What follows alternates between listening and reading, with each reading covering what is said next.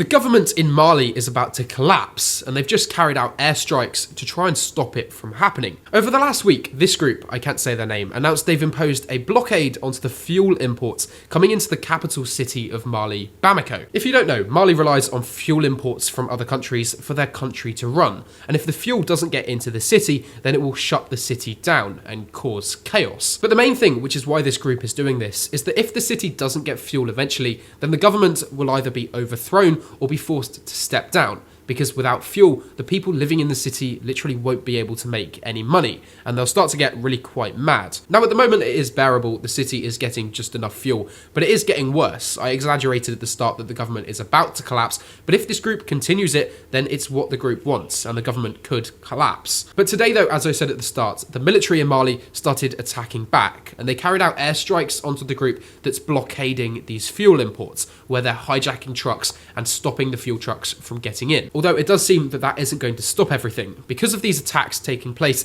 the fuel companies that actually import the fuel have stopped sending trucks, because there's the risk that they could be hijacked and stopped from entering the city. So at least for the minute, the fuel blockade into the capital of Mali seems to be ongoing. The government is doing all they can to try and stop it, but they don't seem to be having much luck with it. But this really is quite a big deal in Mali. This group that usually carries out just stupid attacks that don't get anything are actually being quite smart. They're blockading the city and starving it of fuel. And they know that if they do it for long enough, the government will eventually either collapse or be overthrown. I'll keep you updated on it. It's very unlikely that's going to happen. Other countries will step in and support Mali before it happens, I'm sure of it. Fact of the day, because I'm bored and interested in it. In 52 BC, Julius Caesar did something similar to this. He blockaded the French city of Alesia for 2 months and stopped any food going into it. But after 2 months, the army that was in that city, which Julius Caesar had encircled, had two choices. They either starved to death in the city or they surrender, and they chose to surrender. And to be fair, that army that was in the city of Alesia,